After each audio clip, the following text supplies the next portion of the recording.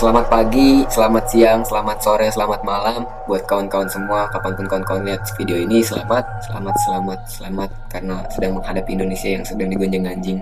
Kemarin gue iseng-iseng live dan ada yang menanyakan kenapa udah jarang bikin feeds tentang tulisan, tentang ide-ide atau tentang informasi. Apa udah takut? Yang jelas sih gue nggak pernah takut untuk bersuara. Yang jelas gue nggak pernah takut untuk berpendapat. Jadi semua orang pun berhak bersuara dan berpendapat, kawan-kawan. Adapun kemarin gua nggak upload video, nggak upload feeds dan segala macam, yang nggak aktif di sosial media itu karena memang pure karena sibuk. Walaupun nggak upload feeds, kesibukan gua sama mengkritisi kebijakan. Ya, di live itu juga gua sedikitnya mendapatkan saran untuk bisa menuangkan ide, pikiran, informasi atau berita yang memang gue dapatkan bukan hanya melalui tulisan, tapi bisa disampaikan melalui video seperti ini. Di video kali ini gue mau bahas terkait melek sosial dan politik. Kenapa kita harus peduli?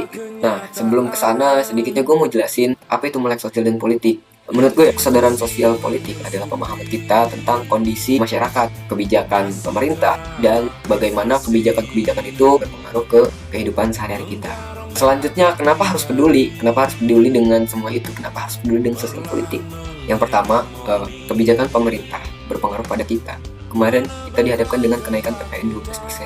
Salah satu kebijakan dari pemerintah, hal yang mendasari adalah Undang-Undang HPP, Undang-Undang Nomor 7 Tahun 2021, yang mana itu mengatur tentang harmonisasi peraturan perpajakan. Tertulis bahwa awal tahun 2025 akan adanya kenaikan PPN sebesar 12%, yang mana sebelumnya 11%. Di luar itu juga ada Impres Nomor 1 Tahun 2025, instruksi Presiden untuk mengefisiensi anggaran. Semua itu jelas berpengaruh juga. Dinas Pendidikan, Dinas Kesehatan itu juga terpengaruhi dari efisiensi anggaran tersebut. Jadi poin pertama tadi, kebijakan pemerintah itu sangat berpengaruh.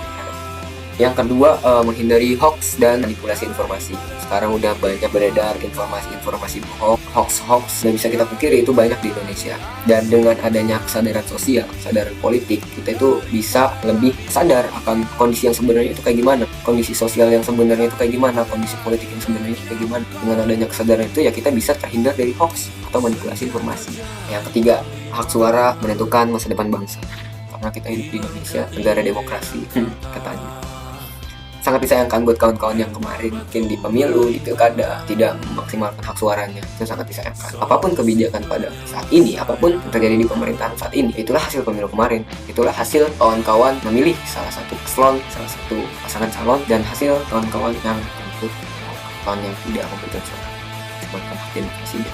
Dari 3 poin tersebut, kalau kita nggak peduli, ya bisa aja kebijakan yang nggak berpihak pada rakyat itu lolos begitu aja. Hoax pun bisa mudah menyebar. Lalu apa sih yang terjadi kalau kita apatis? Apa akibatnya kalau emang kita apatis? Kurang partisipasi sama dengan suara kita diabaikan. Simpelnya kalau emang kita diem, siapa yang bicara? Siapa yang akan membela kita? Siapa yang akan berbicara buat kita? Sikap apatis justru memperburuk keadaan. Berikutnya cara sederhana untuk lebih melek sosial politik. Gue mau ngajak kawan-kawan semua melek politik sosial dari sekarang. Yang pertama, rajin membaca berita dari sumber yang terpercaya tentunya. Karena tadi ya, menghindari hoax-hoax yang beredar dan juga informasi-informasi yang dimanipulasi. Harus rajin baca berita dan tentunya nggak dari sumber resmi kawan-kawan. Tentunya berita tersebut dari sumber yang terpercaya. Banyak kok sumber yang terpercaya di Indonesia. Selanjutnya, berdiskusi dengan banyak orang tentunya. Dengan diskusi bakal banyak pertukaran informasi yang kita dapatkan. Baiknya kita bertukar informasi dengan orang yang berwawasan luas. Pastinya banyak orang-orang di sana yang masih ingin berdiskusi, terutama dengan kondisi sosial yang sekarang. Pasti gue yakini banyak orang yang masih melek tentang hal. Yang ketiga, aktif dalam pemilu dan gerakan sosial. Jangan lupa kawan-kawan, pemilu ini yang menentukan siapa pemimpin selanjutnya, yang mana itu menentukan nasib kita juga ke depan. Tadi udah gue bahas, amat disayangkan jika emang kawan-kawan semua menyanyiakan hak suara, menyanyiakan hak demokrasinya dan gerakan-gerakan sosial. Tentunya banyak di luar sana gerakan sosial yang memang sudah melek dengan kondisi sosial politik. Organisasi-organisasi, komunitas-komunitas yang memang turun ke jalan itu sudah mencerminkan banyakkah gerakan sosial, dan gerakan sosial tersebut bisa kita ikuti.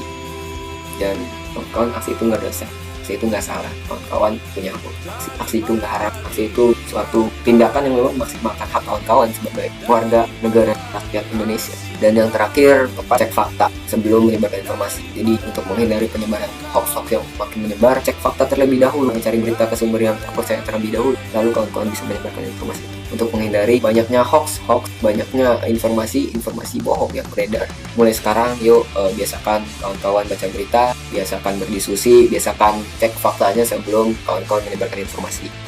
Terakhir mungkin gue sedikitnya mau mengajak kawan-kawan ayo jadi bagian dari perubahan. Agent of change, agent of social control, diharapkan partisipasi untuk bisa menyuarakan pendapat kawan-kawan sendiri, tentunya apa yang dirasakan oleh kawan-kawan sendiri. Setiap suara itu berharga. Share video ini biar lebih banyak orang yang peduli. Terima kasih.